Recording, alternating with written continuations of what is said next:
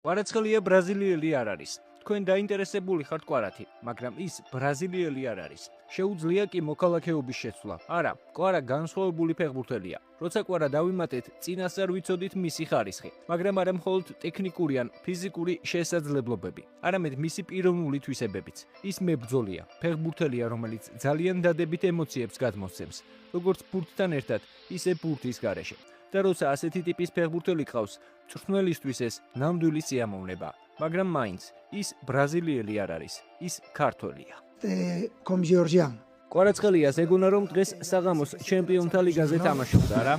უფრო სერიოზულად რომ გითხრათ, ვფიქრობ, ასეთ მომენტებში ჩანს მოთამაშეთა დონე. კვარაცხელია მთელი წლის განმავლობაში ჩემთვის ძალიან მაღალი დონის ფეხბურთელი იყო და რასაც აჩვენებს, ეს მისი შესაძლებლობებია. მე არ ვლაპარაკობ მხოლოდ იმ ხარისხზე, რომელიც ყველა მიცის, არამედ მის ხასიათზეც, როგორი იბრძვის თითოეულ ეპიზოდში, ნებისმიერ შეხვედრაში. ეს ძალიან მნიშვნელოვანია. ხვიჩამ ფანტასტიკური გოლი გაიტანა. ფეხზეც კი წამოვდექი და ტაში დაუკარე. ასეთ გოლებს ხშირად ვერ ნახავთ. ხვიჩა კვარაცხელიას გასაოცარი ფიზიკა აქვს, სწრაფად გადაადგილდება. შეუძლია მიმართულების უეცრად შეცვლა და ნებისმიერ მხარეს წასვლა.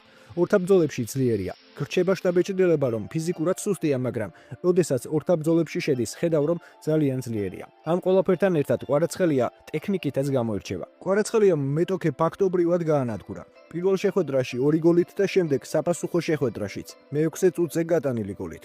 თავდამსხმელისგან მეტი რა უნდა გინდოდეს. კი, თამაშის დასაწყისშიც და ბოლოშიც გაანადგურა. ყველაფერი ნათელი გახდა. პარი სენ-ჟერმენმა დაიბრუნა თავდაჭერება. როცა წინ გადიან, უფრო მეტი სიამოვნებით თამაშობენ. 3-0, 5-2, ყველაფერი ცხადია. იმიტომ რომ უდიდესი შესაძლებლობების ფეხბურთელია. ის ჩვენ იტალიაში აღმოვაჩინეთ, რადგან როცა აქ ჩამოვიდა, ნამდვილად ცოტა თუ იცნობდა.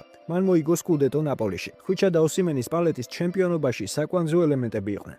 მახსოვს, შარშან სანამ ნაპოლიდან წავიდოდა, ამბობდნენ რომ პროგნოზირებადი ფეხბურთელი ხდებოდა. თუმცა ვთქვათ, რომ დიდ შეხვედრებში პროგნოზირებადი ნამდვილად არ არის. პირიქით. პაულო პროგნოზირებადი იყო, რადგან მოტივირებული არ იყო, წასვლა სურდა. კვარაცხელიას მოედანზე გამოსვლამ პარი სენ-ჟერმენზე ძალიან დიდი გავლენა მოახდინა. მერე მოედანზე გამოვიდა ფეხბურთელი, რომელმაც სულ 28 წუთი ითამაშა. ეს 28 წუთი საკმარისი აღმოჩნდა იმისთვის, რომ შეხვედრის საუკეთესო მოთამაშე გამხდარიყო, რადგან 2 გოლი გაიტანა. რაც ძალიან საინტერესოა, პარი სენ-ჟერმენი საკმაოდ დიდი ხნის განმავლობაში არ გავდა იმ პარი სენ-ჟერმენს, რომელიც 1 წლის წინ იყო, მაგრამ მერე უწებ ისევ ის გახდა, ის გუნდი. მომწონს ის ბიჭი პარი სენ-ჟერმენიდან, ხვიჩა კვარაცხელია. არ მგონია რომ მოსალაჰის ჩანაცვლება შესაძლებელი იყოს, მაგრამ ჩემი არჩევანი სწორედ ის იქნებოდა. ხვიჩა კვარაცხელიას ყველა კარგად ვიცნობთ. პარი სენ-ჟერმენში გადმოსვლის დღიდან ის გუნდისთვის ძალიან კარგი მოთამაშეა. ხვიჩა განსხვავებული ფეხბურთელია, რადგან გოლების გატანა, დრიბლინგი და